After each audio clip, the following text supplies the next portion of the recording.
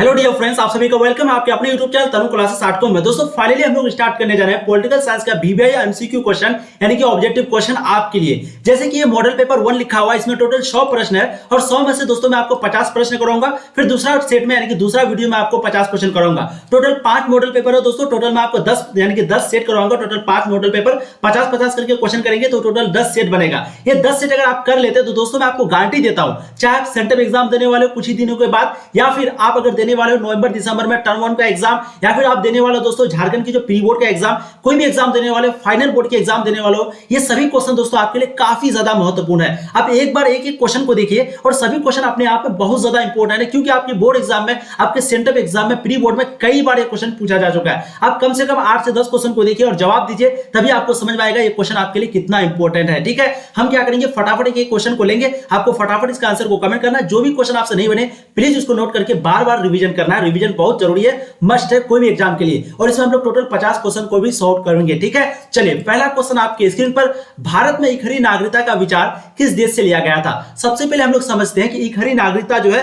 वो होता क्या, क्योंकि देखिए इकहरी नागरिकता नहीं समझेंगे तो फिर आपको विचार वगैरह ये क्या समझ में आएगा। ठीक है, तो भारत में इकहरी नागरिकता का मतलब क्या होता है कि भारतीय संविधान ने इकहरी नागरिकता को अपनाया है। भारत में जो है इकहरी नागरिकता, भारत जो है वो इकहरी नागरिकता को अपनाता है, अर्थात प्रत्येक व्यक्ति जो कि भारत का नागरिक है, यानी कि हम लोग, आप लोग जो भी भारत का नागरिक है, वो देश में किसी भी देश, यानी कि देश में यानी कि भारत के अंदर एक राज्य से दूसरे राज्य में जाता हो, या फिर अगर मान लेते हैं आप बिहार में रहते हैं, बिहार से अगर चले गए मुंबई और मुंबई में आप हमेशा के लिए बस गए, तो दोस्तों जो नियम लागू आपके ऊपर यहाँ पर बिहार में लागू होता था, वही नियम लागू, वही टैक्स, वही सारा चीज आपका जो है वहां पर लागू है। एक प्रकार का बोल सकते हैं जो कानून, जो आप यानी कि यहाँ पर जैसे कि आपके साथ कोई अत्याचार नहीं कर जाता था, तो वही चीज वहां पर भी आपके साथ कोई अत्याचार नहीं कर सकता है। तो इसी को जो है कहते हैं इकहरी नागरिकता। ठीक है, क्या कहते हैं, इकहरी नागरिकता। तो भारत में इकहरी नागरिकता है, ये चीज आप लोग ध्यान रखेंगे। और ये विचार जो है किस देश से लिया गया था, तो इसका जो राइट आंसर है वो हो जाएगा ब्रिटेन। ठीक है, थोड़ा सा आपको बता दिए, ये जो है ब्रिटेन से लिया गया था।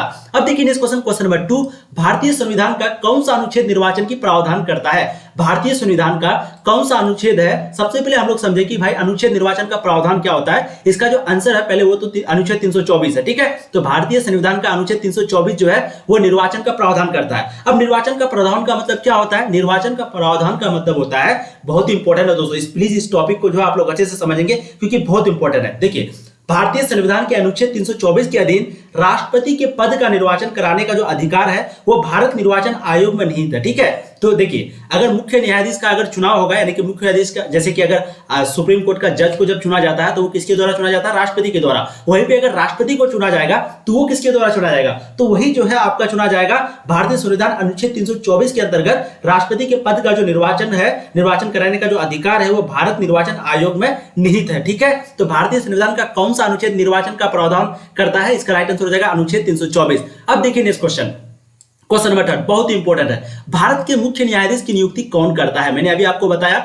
भारत के मुख्य न्यायाधीश यानी कि सुप्रीम कोर्ट के जो जज होते हैं उसका नियुक्ति कौन करता है? इसका जो राइट आंसर है, बिल्कुल इसका राइट आंसर आपका ऑप्शन सी हो जाएगा, राष्ट्रपति। बहुत इंपॉर्टेंट क्वेश्चन है दोस्तों। क्वेश्चन नंबर 4 देखिए, ये भी बहुत इंपॉर्टेंट क्वेश्चन है।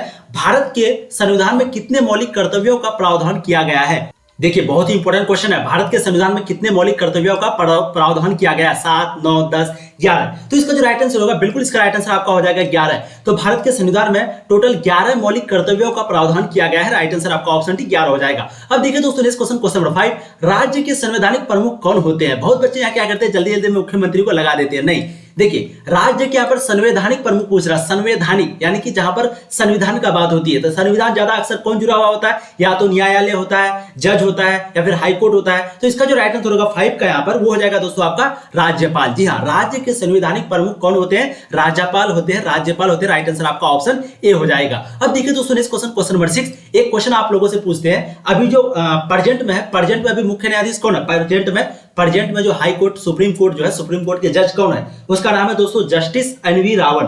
ठीक है, justice NV Ramana, sorry justice NV Ramana. ये जो है 48वें मुख्य न्यायाधीश है, 48वें, ध्यान रखेंगे आप लोग। ठीक है, पूछा जाता है कभी कभी। तो भारत में कितने राज्यों में द्विसदनात्मक व्यवस्थापिका है? बहुत इंपॉर्टेंट क्वेश्चन है, 7, 8, 6, 9। तो दोस्तों इसका जो राइट आंसर होगा बिल्कुल आपका हो जाएगा 6। तो भारत में कितने राज्यों में द्विसदनात्मक व्यवस्थापिका है, तो इसका राइट आंसर हो जाएगा दोस्तों 6। अब देखिए नेक्स्ट क्वेश्चन, क्वेश्चन नंबर 7, निम्न में से किस राजनीतिक पार्टी का उदय भ्रष्टाचार विरोधी आंदोलन के परिप्रेक्ष्य में हुआ था? जन अधिकार पार्टी, आप यानी कि आम आदमी पार्टी, या फिर हम, या फिर इनमें से सभी? बहुत इंपॉर्टेंट क्वेश्चन है, इसका जो राइट आंसर होगा बिल्कुल हो जाएगा आपका आप यानी कि आम आदमी पार्टी। तो निम्नलिखित में से किस राजनीतिक पार्टी यानी कि आप राजनीतिक पार्टी का जो उदय है वो भ्रष्टाचार विरोधी आंदोलन के परिप्रेक्ष्य में हुआ था? अब देखिए दोस्तों नेक्स्ट क्वेश्चन, क्वेश्चन हो जाएगा आपका एक बहुत ही इंपॉर्टेंट क्वेश्चन है, भारत के पहले कानून मंत्री कौन थे? जवाहरलाल नेहरू, अंबेडकर, इंदिरा गांधी या फिर सरदार पटेल? तो भारत के पहले कानून मंत्री जो है पहले वो कौन थे? बिल्कुल इसका राइट आंसर हो जाएगा अंबेडकर। जी हाँ, कानून मंत्री जो है पहले वो कौन थे? भीमराव अंबेडकर, बाबा साहेब भीमराव अंबेडकर। अब देखिए नेक्स्ट क्वेश्चन, क्वेश्चन नंबर 9, पहली महिला राज्यपाल कौन थी? पहली महिला राज्यपाल कौन थी? यहां पर आपका ऑप्शन है सरोजिनी नायडू, या फिर एनी बेसेंट, या फिर सुचेता कृपलानी, या फिर विजय लक्ष्मी पंडित। तो फटाफट इसका आंसर को कमेंट करेंगे, बहुत अच्छी बात है। बिल्कुल इसका राइट आंसर आपका हो जाएगा सरोजिनी नायडू। तो पहली महिला राज्यपाल जो है वो सरोजिनी नायडू थी। अब देखिए इस क्वेश्चन, क्वेश्चन नंबर 10 आपके स्क्रीन पर, संयुक्त राष्ट्र महासभा की पहली महिला अध्यक्ष कौन थी? राजकुमारी अमृत कौर, महारानी, या फिर महारानी एलिजाबेथ, या फिर विजय लक्ष्मी पंडित, या फिर एनी बेसेंट? तो संयुक्त राष्ट्र महासभा की पहली महिला अध्यक्ष कौन थी? तो दोस्तों इसका जो राइट आंसर होगा बिल्कुल हो जाएगा इसका आपका विजय लक्ष्मी पंडित यानी कि ऑप्शन सी। तो संयुक्त राष्ट्र महासभा की पहली महिला अध्यक्ष विजय लक्ष्मी पंडित थी। ठीक है, अब देखिए नेक्स्ट क्वेश्चन, क्वेश्चन नंबर 11, किस देश का संविधान, बहुत ही इंपॉर्टेंट क्वेश्चन है, क्वेश्चन को समझिए, किस देश का संविधान विश्व का सबसे बड़ा संविधान है? अमेरिका, रूस, फ्रांस, भारत? तो दोस्तों इसका जो राइट आंसर है बिल्कुल जिस देश में हम लोग रहते हैं यहाँ का जो संविधान है वो बहुत ही महान है दोस्तों, बहुत ही महान। तो किस देश का संविधान विश्व का सबसे बड़ा संविधान है? भारत, क्योंकि यहाँ पर लोकतंत्र को माना जाता है, यानी कि जनता के द्वारा जनता के लिए जनता के लिए, ठीक है, तो जनता के द्वारा जनता के लिए जनता का यहाँ पर शासन चलता है, लोकतंत्र जिसको हम लोग बोलते हैं। तो भारत का जो संविधान है वो सबसे बड़ा, विश्व का सबसे बड़ा संविधान है। अब देखिए next question, question number 12, Bharat के प्रधानमंत्री की नियुक्ति कौन करता है? राष्ट्रपति, उपराष्ट्रपति, मुख्य न्यायाधीश, या फिर पार्टी अध्यक्ष? तो भारत के जो प्राइम मिनिस्टर होते हैं, प्रधानमंत्री होते हैं, उसकी नियुक्ति कौन करता है? बिल्कुल इसका जो राइट आंसर है वो हो जाएगा आपका राष्ट्रपति यानी कि ऑप्शन ए। जी हाँ, भारत के प्रधानमंत्री की नियुक्ति कौन करता है? राष्ट्रपति करता है। ठीक है, अब देखिए नेक्स्ट क्वेश्चन, क्वेश्चन नंबर 13, पहले तो राष्ट्रपति प्रधानमंत्री का नियुक्ति करता है, फिर प्रधानमंत्री जो है वो सभी का नियुक्ति करता है, यानी कि जितने मंत्री उसके अंडर में होते हैं। अब देखिए नेक्स्ट क्वेश्चन, क्वेश्चन नंबर 13, कौन सा संविधान संशोधन नगरीय स्थानीय स्वशासन से संबंधित है? 73वां संशोधन, 74वां संशोधन, 75वां संशोधन, या फिर 76वां संशोधन? तो कौन सा संविधान संशोधन जो कि नगरीय स्थानीय स्वशासन से संबंधित है? इसका जो राइट आंसर होगा बिल्कुल इसका राइट आंसर हो जाएगा आपका 74वां संशोधन यानी कि ऑप्शन बी। देखिए दोस्तों ये जो है क्वेश्चन आपको करवा रहे हैं सभी मॉडल पेपर का क्वेश्चन है, और ये क्वेश्चन दूसरे के द्वारा टाइप किया गया, यानी कि जो ये बुक को बनाया उसी के द्वारा। और ये क्वेश्चन बहुत ही इंपॉर्टेंट है, ये सच बात है, ये बहुत इंपॉर्टेंट है। लेकिन क्या होता है कभी कभी मॉडल पेपर में कोई क्वेश्चन जो है गलत हो जाता है। अगर दोस्तों आपको एक भी क्वेश्चन डाउट लगे, एक भी क्वेश्चन में थोड़ा सा भी डाउट हो, या फिर आपको कोई भी लगे कि गलती है, तो आप लोग जरूर कमेंट कीजिए, ताकि मैं उसको आपके जो कंफ्यूजन है उसको दूर कर दूं नेक्स्ट वीडियो में, प्लीज। ठीक है, गलती होती है दोस्तों, इसलिए आप लोग प्लीज करेंगे, क्योंकि एक एक ऑब्जेक्टिव बहुत ज्यादा मायने रखता है। आपके कोई भी एक मार्क्स बहुत इंपॉर्टेंट होता है दोस्तों, बहुत। अगर आप 299 लेके आए 300 में से, तो फर्स्ट डिवीजन से आप खत्म हो गए, समझ रहे? चलिए, बिल्कुल वैसे आपको 500 प्लस का टारगेट रखना है हमेशा, सॉरी 450 प्लस का। ठीक है, चलिए 14 नंबर क्वेश्चन देखिए, 14 नंबर इसका आंसर दे दिए 74वां संशोधन। 14 नंबर क्वेश्चन देखिए, भारतीय संविधान का कौन सा भाग संविधान की आत्मा के रूप में जाना जाता है? भारतीय संविधान का कौन सा भाग संविधान की आत्मा के रूप में जाना जाता है? प्रस्तावना, मौलिक अधिकार, नीति निर्देशक तत्व, या फिर इनमें से कोई नहीं? बहुत ही इंपॉर्टेंट क्वेश्चन है, और इसका जो राइट आंसर है दोस्तों वो हो जाएगा आपका प्रस्तावना यानी कि ऑप्शन ए। तो भारतीय संविधान का प्रस्तावना भाग जो है वो संविधान की आत्मा के रूप में, रूह के रूप में जाना जाता है। 14 का राइट आंसर आपका ऑप्शन ए हो जाएगा। अब देखिए इस क्वेश्चन, क्वेश्चन नंबर 15, संयुक्त राष्ट्र संघ के चार्टर में कितने अनुच्छेद है? संयुक्त राष्ट्र संघ के चार्टर में कितने अनुच्छेद है? 110, 111, 118, 121? तो इसका जो राइट आंसर है बिल्कुल आपका हो जाएगा 111 यानी कि ऑप्शन बी। जी हाँ, तो संयुक्त राष्ट्र संघ के चार्टर में कितने अनुच्छेद है? 111। अब देखिए इस क्वेश्चन, क्वेश्चन नंबर 16, किस प्रधानमंत्री ने मंडल आयोग की सिफारिशों को लागू किया था? किस प्रधानमंत्री ने मंडल आयोग की सिफारिशों को लागू किया था? चंद्रशेखर, वीपी सिंह, आई के गुराज, या फिर राजीव गांधी? जी हाँ, तो इसका जो राइट आंसर है बिल्कुल हो जाएगा आपका वीपी सिंह यानी कि ऑप्शन बी। तो ये वीपी सिंह जो प्रधानमंत्री थे, इसके फुल फॉर्म आप लोग जानते हैं? वीपी सिंह का फुल फॉर्म मुझे लगता है मैक्सिमम बच्चा वीपी सिंह का फुल फॉर्म नहीं जानता होगा। वीपी सिंह का फुल फॉर्म होता है विश्वनाथ प्रताप सिंह। जी हाँ, किस प्रधानमंत्री? तो विश्वनाथ प्रताप सिंह जो है वो प्रधानमंत्री थे, भारत के 8वें प्रधानमंत्री। कितने नंबर पे थे? 8वें नंबर पे थे। और वो कहां से? पहले मुख्यमंत्री भी थे। कहां के? उत्तर प्रदेश के। तो उत्तर प्रदेश के पहले ये मुख्यमंत्री रह चुके थे, उसके बाद फिर प्रधानमंत्री भी बने और वो 8वें प्रधानमंत्री थे। कौन थे? विश्वनाथ प्रताप सिंह। ये चीज को आप लोग ध्यान रखेंगे, ठीक है। अब यहाँ पर क्वेश्चन पूछा जा रहा है कि किस प्रधानमंत्री ने मंडल आयोग की सिफारिशों को लागू किया था? तो भाई वीपी सिंह ने, यानी कि विश्वनाथ प्रताप सिंह ने। अब अगर नेक्स्ट क्वेश्चन को देखेंगे, क्वेश्चन नंबर 17 बहुत ही इंपॉर्टेंट है, ध्यान से देखिए। संविधान का 103वां संशोधन प्रदान करता है। तो फटाफट आप लोग बताएंगे संविधान का 103वां संशोधन जो प्रदान करता है वो क्या करता है? महिलाओं को आरक्षण, पिछड़े वर्गों को आरक्षण, या फिर आर्थिक रूप से कमजोर वर्गों को आरक्षण, या फिर इनमें से कोई नहीं। तो दोस्तों इसका जो राइट आंसर है बिल्कुल आपका हो जाएगा आर्थिक रूप से कमजोर वर्गों को आरक्षण। तो संविधान का जो 130वां संशोधन है वो क्या प्रदान करता है दोस्तों? वो प्रदान करता है आर्थिक रूप से कमजोर वर्गों को आरक्षण। अब देखिए इस क्वेश्चन हो जाएगा आपका 18, बहुत ही इंपॉर्टेंट क्वेश्चन है। क्वेश्चन को आप लोग ध्यान से देखेंगे, एक बार चेक कर लेते हैं वॉइस क्वालिटी, वीडियो क्वालिटी सब सही आ रही है कि नहीं। चलिए बहुत अच्छी बात है, बहुत अच्छी आ रही है। अकाली दल किस राज्य की क्षेत्रीय पार्टी है? पंजाब, बंगाल, हरियाणा, उत्तर प्रदेश। जो ये अकाली दल है वो किस राज्य की क्षेत्रीय पार्टी है? फटाफट क्वेश्चन नंबर 18 का आंसर को कमेंट करने का आप लोग कोशिश करेंगे। बिल्कुल इसका राइट आंसर हो जाएगा आपका पंजाब। तो अकाली दल किस राज्य की क्षेत्रीय पार्टी है? उसका राइट आंसर हो जाएगा पंजाब। अब देखिए इस क्वेश्चन नंबर 19, विकास के साथ सामाजिक न्याय किस पंचवर्षीय योजना का मुख्य उद्देश्य था? विकास के साथ सामाजिक न्याय किस पंचवर्षीय योजना का मुख्य उद्देश्य था? तीसरा, चौथा, पांचवा, छठा। तो 19 का जो राइट आंसर है बिल्कुल इसका राइट आंसर हो जाएगा आपका ऑप्शन सी, हरियाणा। जी हाँ, 18 का जो राइट आंसर है, 18 का जो राइट आंसर है दोस्तों वो हो जाएगा आपका पंजाब, और 19 का जो राइट आंसर है दोस्तों बिल्कुल वो हो जाएगा आपका पांचवा, ठीक है। यहाँ पर अकाली दल किस राज्य की क्षेत्रीय पार्टी है? तो वो है पंजाब की। अकाली दल किस राज्य की क्षेत्रीय पार्टी? पंजाब की। अब यहाँ पर क्वेश्चन नंबर 19 पूछा है कि विकास के साथ सामाजिक न्याय किस पंचवर्षीय योजना का मुख्य उद्देश्य था? ये क्वेश्चन यहाँ पर पूछा है, ठीक है। इसका जो राइट आंसर है वो है पांचवा। अब देखिए इस क्वेश्चन नंबर 20, किस भारतीय प्रधानमंत्री ने ताशकंद समझौते पर हस्ताक्षर किए थे? ये क्वेश्चन बहुत इंपॉर्टेंट है, बहुत बार ये क्वेश्चन पूछा जा चुका है। तो कौन प्रधानमंत्री थे? उस प्रधानमंत्री का नाम क्या था जिसने ताशकंद समझौते पर हस्ताक्षर किए थे? बिल्कुल इसका जो राइट आंसर होगा दोस्तों वो हो जाएगा लाल बहादुर शास्त्री, ऑप्शन बी, ठीक है। तो 20 का जो राइट आंसर हो दोस्तों बिल्कुल हो जाएगा आपका ऑप्शन बी, लाल बहादुर शास्त्री, वो जो है ताशकंद समझौते पर हस्ताक्षर किए थे। अब देखिए इस क्वेश्चन नंबर 21, निम्न में से कौन पंचशील का सिद्धांत नहीं है? हस्तक्षेप। हस्तक्षेप का मतलब क्या होता है? हस्तक्षेप है यहाँ पर, ठीक है। हस्तक्षेप का मतलब होता है दूसरे के काम में दखल देना, दूसरे के काम में पैर लगाना, यानी कि वो बोलता है ना, हाँ वो ऐसे कुछ मुहावरा होता है ना, वो पैर मतलब ऐसे कुछ होता है, यानी कि दूसरे को काम में दखल देना, तो होता है हस्तक्षेप का मतलब। यहाँ पर अहस्तक्षेप है, तो इसका मतलब क्या हो गया कि दूसरे के काम में दखल ना देना। तो इनमें में से कौन पंचशील का सिद्धांत नहीं है पूछ रहा है, यहाँ पर ध्यान देंगे, नहीं है। जी हाँ, इसका जो राइट आंसर है बिल्कुल आपका हो जाएगा गुट निरपेक्षता, यानी कि ऑप्शन डी। तो निम्नलिखित में से पंचशील का सिद्धांत नहीं है गुट निरपेक्षता। बाकी अहस्तक्षेप, अनाक्रमण या अनाक्रमण मतलब आक्रमण नहीं, ठीक है, शांतिपूर्ण सह अस्तित्व, ये जो है पंचशील सिद्धांत का अंग है, यानी कि पंचशील का सिद्धांत है। अब देखिए इस क्वेश्चन नंबर 22, भारत पाकिस्तान के बीच शिमला समझौता जो है वो कब हुआ था? ये क्वेश्चन मैंने आपको करवाया है 1971, 1972, 1973, 1975। तो 22 का जो राइट आंसर दोस्तों बिल्कुल हो जाएगा आपका 1972। जी हाँ, 1971 में भारत पाकिस्तान के बीच युद्ध हुआ, उसके बाद जो पाकिस्तान के बीच जो शिमला समझौता हुआ वो कब हुआ था? 1972 को। अब देखिए दोस्तों नेक्स्ट क्वेश्चन नंबर 23, विश्व मानचित्र पर इजराइल एक देश के रूप में कब आया?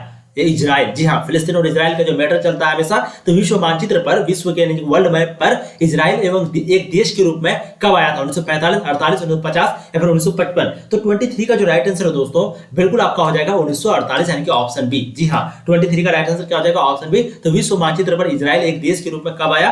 1948 में। राइट आंसर आपका ऑप्शन बी हो जाएगा क्वेश्चन नंबर 23 का। अब देखिए इस क्वेश्चन नंबर 24, G77 में शामिल है विकसित देश शामिल है या फिर अविकसित देश या फिर विकासशील देश या फिर इनमें से कोई नहीं? तो 24 का जो राइट आंसर है दोस्तों बिल्कुल आपका हो जाएगा ऑप्शन सी, विकासशील देश। तो G77 में जो शामिल है वो कौन से देश शामिल है? विकासशील देश, ना कि विकसित देश, ना कि अविकसित देश। तो G77 में जो है विकासशील देश शामिल है, ठीक है। 24 का राइट आंसर आपका ऑप्शन सी हो जाएगा। अब देखिए इस क्वेश्चन नंबर 25, बोडोलैंड, ठीक है, ये क्या लिखा हुआ? बोडोलैंड है ना, 1 सेकंड इसको इरेज करने दीजिए। हाँ, बोडोलैंड, जी हाँ बिल्कुल सही है।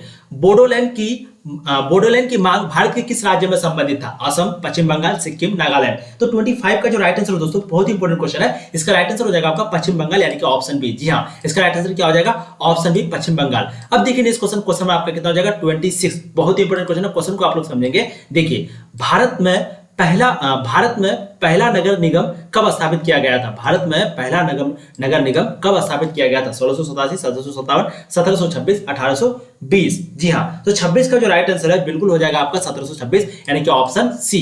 ठीक है, तो भारत में जो पहला नगर निगम है वो कब स्थापित किया गया था? 1726 ईस्वी में। 26 का राइट आंसर जो है वो हो जाएगा आपका ऑप्शन सी। अब देखिए इस क्वेश्चन नंबर 27, भारत के प्रथम उप प्रधानमंत्री कौन थे?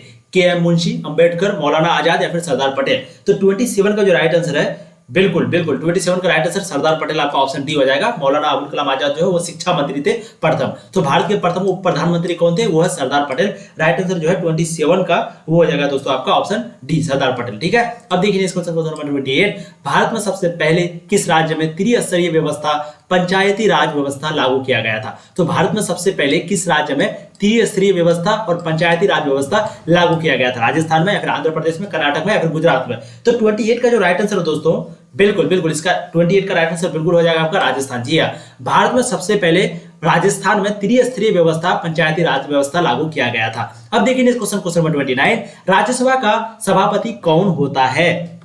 मुख्य न्यायाधीश, राष्ट्रपति, उपराष्ट्रपति या फिर एनआरटी जनरल? तो राज्यसभा का जो सभापति है वो कौन होता है दोस्तों? 29 क्वेश्चन ये पूछ रहा है आपको। इसका जो राइट आंसर होगा बिल्कुल हो जाएगा आपका उपराष्ट्रपति। ठीक है, तो राज्यसभा का जो सभापति होता है वो कौन होता है? वो होता है उपराष्ट्रपति, यानी कि ऑप्शन सी। तो राज्यसभा का सभापति उपराष्ट्रपति होता है। 29 का राइट आंसर आपका ऑप्शन सी हो जाएगा। आपको यही याद होना चाहिए, इतना बार मैं रिपीट करूंगा। ठीक है, अब देखिए इस क्वेश्चन नंबर 30, संविधान का कौन सा अनुच्छेद नागरिकता से जुड़ा हुआ है? संविधान का कौन सा अनुच्छेद है जो कि नागरिकता से जुड़ा हुआ? अनुच्छेद 4, अनुच्छेद 5, अनुच्छेद 14 या फिर अनुच्छेद 35? तो दोस्तों 30 का जो राइट आंसर है बिल्कुल हो जाएगा आपका इसका अनुच्छेद 5, यानी कि ऑप्शन बी। जी हाँ, संविधान का कौन सा अनुच्छेद, यानी कि अनुच्छेद 5 जो है वो नागरिकता से जुड़ा है। 30 का राइट आंसर आपका ऑप्शन बी हो जाएगा। अब देखिए इस क्वेश्चन नंबर 31, राज्यसभा का सदस्य होने की न्यूनतम आयु की सीमा क्या है? 25 वर्ष, 30 वर्ष, 35 वर्ष, 40 वर्ष? तो राज्यसभा सदस्य की न्यूनतम आयु सीमा जो है वो क्या है? तो दोस्तों 31 का जो राइट आंसर है बिल्कुल आपका हो जाएगा 30 वर्ष, यानी कि ऑप्शन बी। जी हाँ, राज्यसभा का सदस्य होने की न्यूनतम आयु जो है वो क्या है दोस्तों?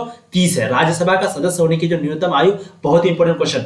देखिए एक चीज यहाँ पर आप लोगों को समझा देते हैं, राज्यसभा का जो सदस्य होने की न्यूनतम आयु सीमा है वो 30 वर्ष है। अब निर्वाचित सदस्यों के अलावा राष्ट्रपति द्वारा सभा के लिए 12 सदस्यों का जो है नाम निर्देशन का भी उपबंध किया गया है। इसकी सदस्य हेतु जो है न्यूनतम आयु 30 वर्ष लिया गया है, नियत है। लेकिन निचले सदन के लिए जो है यह 25 वर्ष है। तो निचले सदन के लिए 25 वर्ष है, वहीं पे राज्यसभा का सदस्य होने की जो न्यूनतम आयु वो 30 वर्ष है। तो आपको याद रखना। ठीक है, अब नेक्स्ट क्वेश्चन देखिए, क्वेश्चन नंबर 32, बहुत ही इंपॉर्टेंट क्वेश्चन है। क्वेश्चन को पहले आप लोग ध्यान से पढ़िए। निम्न में से किसे संसद को संबोधित करने का अधिकार है? मुख्य न्यायाधीश को या फिर अटॉर्नी जनरल को या फिर मुख्य निर्वाचन आयुक्त को या फिर इनमें से कोई नहीं? तो निम्न में से किसे संसद को संबोधित करने का अधिकार है? बहुत ही इंपॉर्टेंट क्वेश्चन है दोस्तों, क्वेश्चन नंबर 32।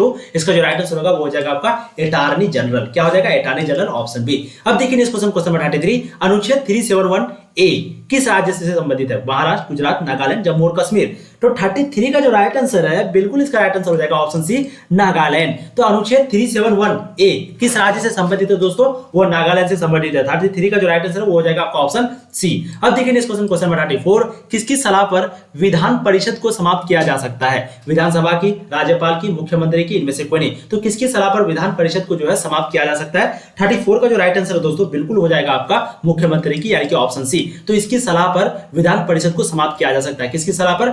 मुख्यमंत्री की। ठीक है, चीफ मिनिस्टर की। अब देखिए नेक्स्ट क्वेश्चन नंबर 35, एक कार्यकाल में किस प्रधानमंत्री की कार्य, बहुत ही इंपॉर्टेंट क्वेश्चन है, क्वेश्चन को आप लोग समझिए प्लीज। देखिए एक कार्यकाल में किस प्रधानमंत्री की कार्यकाल अवधि सबसे कम रही है? यानी कि जो अब तक भारत में जो आजाद हुए जब से 1947 से, तो कौन से प्रधानमंत्री है जिसकी कार्य अवधि यानी कि कार्यकाल सबसे कम है?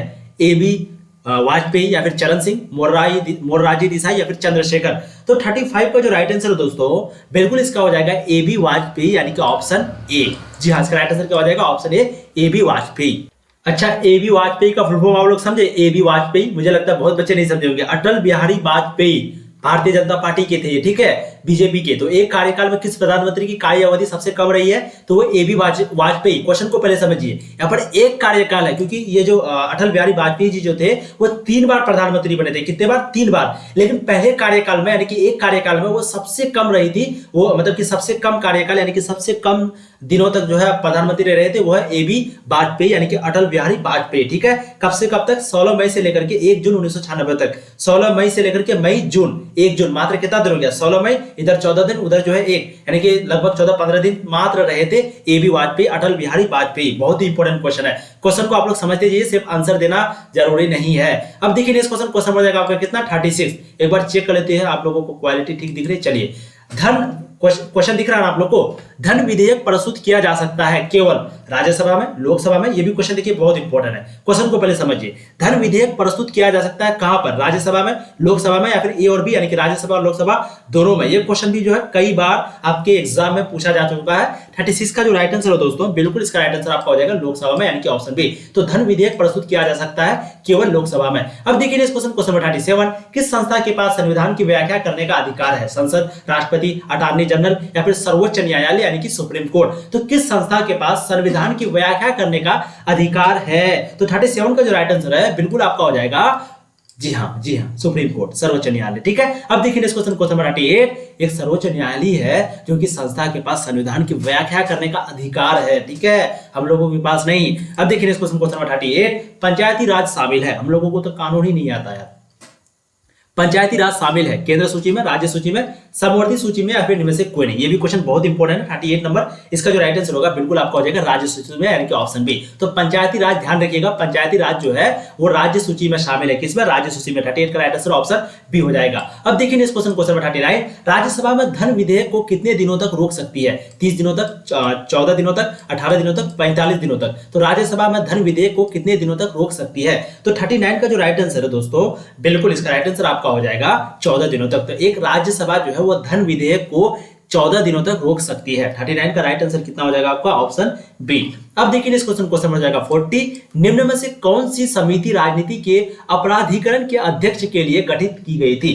ठीक है, अध्ययन होगा या अध्यक्ष होगा? यहाँ पर अध्ययन है ना, सॉरी अध्ययन है यार, 1 सेकेंड। तो निम्न में से कौन सी समिति राजनीति के अपराधीकरण के अध्ययन के लिए गठित की गई थी? बहुत इंपॉर्टेंट क्वेश्चन है, और इसका जो राइट आंसर होगा बिल्कुल आपका हो जाएगा वोहरा समिति, यानी कि ऑप्शन बी। जी हाँ, वोहरा समिति। अब देखिए इस क्वेश्चन नंबर 41, और 9 ही क्वेश्चन हम लोग करेंगे। टोटल 50 क्वेश्चन इस वीडियो में करेंगे, यानी कि ये सेट 1 समझ लीजिए, पार्ट 1 समझ लीजिए। फिर नेक्स्ट वीडियो में जो है 50 क्वेश्चन करेंगे। फिर नेक्स्ट वीडियो में टोटल 10 वीडियो में लगभग आपका जो पॉलिटिकल साइंस के जितने भी क्वेश्चन है वो कंप्लीट कर देंगे। और जो मॉडल पेपर होता है पॉलिटिकल साइंस का, उसको भी आप लोग देखिएगा। जितने भी चीज आपको करवाते हैं प्लीज सभी वीडियो को देखा कीजिए, शेयर कर दिया कीजिए अपने दोस्तों को, क्योंकि आप लोग एक शेयर करते हैं दोस्तों, हम लोगों को मोटिवेट मिलता है, व्यू आता है अगर, तो हम लोग भी सोचते हैं कि उसको और जल्दी बनाए, क्योंकि इसमें व्यू आ रहा है, समझ रहे हैं ना। अब देखिए हिस्ट्री में ज्यादा व्यू आएगा तो ऑब्वियसली बात है ज्यादा मन हिस्ट्री का बनाने का मन करेगा। ठीक है, तो प्लीज आप लोग सपोर्ट करें, शेयर करें, लाइक वीडियो को, कमेंट वगैरह किया, प्यारा सा कमेंट करें कि सर पढ़ाई बहुत अच्छा लगा, कैसा लगा, कोई क्वेश्चन गलत लगा वो भी बोलिए, अच्छा नहीं लगा वो भी बोलिए, लेकिन दोस्तों प्लीज बोलिए, बोलना जरूरी है, गुमसुम नहीं रहना है। ठीक है, चुनाव के लिए आदर्श आचार संहिता कौन जारी कर सकता है? बताइए तो, चुनाव के लिए जो आदर्श आचार संहिता है वो कौन जारी कर सकता है? राष्ट्रपति, संसद, चुनाव आयोग, या फिर मुख्य न्यायाधीश यानी कि हाई कोर्ट के जो जज होते हैं? तो 41 का जो राइट आंसर है दोस्तों, बिल्कुल 41 का राइट आंसर आपका हो जाएगा चुनाव आयोग। ठीक है, या मुख्य न्यायाधीश जो है वो सुप्रीम कोर्ट के जज हुआ ना यार, हम भी क्या क्या बोल देते हैं। ठीक है, चीफ जस्टिस।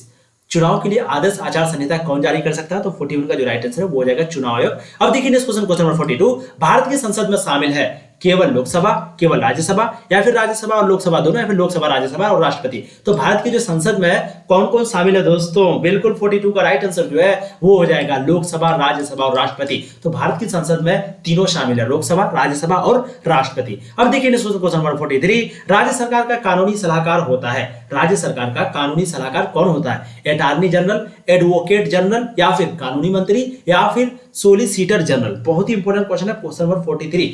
देखिए कानून मंत्री तो वो कभी नहीं हो सकता है, क्योंकि बहुत कानून मंत्री जिसको कानून में नहीं आता। ठीक है, राज्य सरकार का कानूनी सलाहकार कौन हो सकता है दोस्तों? तो इसका जो राइट आंसर है बिल्कुल आपका हो जाएगा एडवोकेट जनरल, यानी कि ऑप्शन बी, एडवोकेट, वकील। जी हाँ। अब देखिए क्वेश्चन नंबर 41, शून्यकाल संबंधित है संसद से, न्यायालय से, या फिर ए और बी यानी कि संसद और न्यायालय दोनों से। ठीक है, न्यायालय दोनों से। तो शून्यकाल जो संबंधित है वो किससे संबंधित है दोस्तों? इसका जो राइट आंसर होगा बिल्कुल आपका हो जाएगा संसद से। तो शून्यकाल संबंधित है संसद से। अब देखिए क्वेश्चन नंबर 41, किस संविधान संशोधन के द्वारा संविधान में मौलिक कर्तव्य जोड़ा गया है?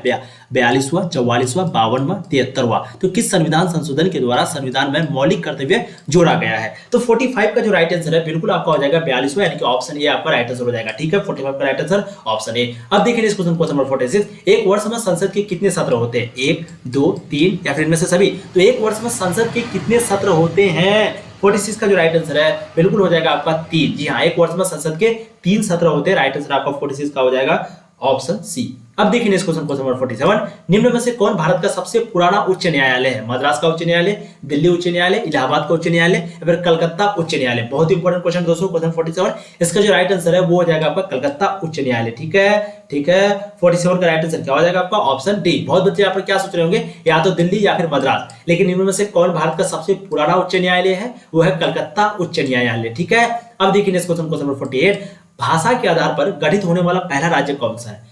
ये क्वेश्चन भी मैं करवाया हूं आपको, मुझे याद है, आंध्र प्रदेश, हरियाणा, पंजाब, महाराष्ट्र। तो देखिए करवाया हूं, इसका आंसर आप लोग प्लीज सही कमेंट लगाइएगा। बिल्कुल इसका राइट आंसर आपका ऑप्शन है आंध्र प्रदेश हो जाएगा। तो भाषा के आधार पर घटित होने वाला जो पहला राज्य है वो है आंध्र प्रदेश। अब देखिए नेक्स्ट क्वेश्चन, क्वेश्चन नंबर 49, राष्ट्रीय मानवाधिकार आयोग की स्थापना किस वर्ष हुई थी? 1990, 1993, 1995, 1998? तो 49 का जो राइट आंसर है दोस्तों, बिल्कुल बहुत ही इंपॉर्टेंट क्वेश्चन है और इसका राइट आंसर हो जाएगा आपका 1993। तो राष्ट्रीय मानवाधिकार आयोग की जो स्थापना है वो किस वर्ष हुई थी? 1993 में हुई थी। अब देखिए नेक्स्ट क्वेश्चन, क्वेश्चन हो जाएगा 50, भारत में मतदान की आयु है? बहुत ही इजी और बहुत ही सिंपल क्वेश्चन है। ठीक है, 21 वर्ष, 22 वर्ष, 18 वर्ष, 25 वर्ष? इसका आंसर प्लीज आप लोग को कमेंट करना है, मैं नहीं बताऊंगा, मैंने नेक्स्ट वीडियो में इसको बताऊंगा। ठीक है, क्वेश्चन नंबर 50 तक आज हम लोग रहने देते हैं, वीडियो भी ऑलरेडी अच्छी खासी लंबी बन गई है। टोटल इसमें जो है, टोटल इसमें कितने क्वेश्चन है दोस्तों? टोटल 100 क्वेश्चन है। जैसे कि आप यहाँ पर देखिए टोटल कितने क्वेश्चन है, टोटल 100 क्वेश्चन है। और इसी तरीके से ये मॉडल पेपर 1 है, मॉडल पेपर 1 में 100 क्वेश्चन, मॉडल पेपर में 2 में 100 क्वेश्चन, मॉडल पेपर 3 में 100 क्वेश्चन, टोटल आपका जो 500 क्वेश्चन हो जाएगा। 10 वीडियो में सभी क्वेश्चन करवा देंगे। ये 10 वीडियो को आप देख लेते हो तो मैं फिर से गारंटी देता हूं सभी क्वेश्चन आपका यहीं से लड़ने वाला। चाहे आप सेंट्रल एग्जाम अक्टूबर में जो होने वाले हैं उसको देने वाले हैं, या बिहार बोर्ड के एग्जाम देने वाले हैं आप, ठीक है, फाइनल एग्जाम देने वाले हैं, या फिर आप टर्म 1 के एग्जाम देने वाले हैं, या फिर जैक बोर्ड यानी कि झारखंड में प्री बोर्ड देने वाले हैं, राजस्थान में जो पहला एग्जाम होता है फाइनल एग्जाम से पहले, या फिर फाइनल एग्जाम, सभी बोर्ड में आपका इसी तरीके से प्रश्न पूछा जाता है। अगर यकीन नहीं हो रहा है तो क्वेश्चन बैंक उठा के देख लीजिए। चलिए दोस्तों, फिर मिलेंगे नए वीडियो में, तब तक के लिए जय हिंद। और आप लोग नेक्स्ट वीडियो जो है 51 नंबर क्वेश्चन से शुरू हो जाएगा। ठीक है, ऐसे ही पढ़ते रहिए, सपोर्ट करते रहिए। All the very best. जितने भी वीडियो आप लोगों के लिए अपलोड होती है सभी वीडियो को देखा कीजिए। थैंक यू, जय हिंद।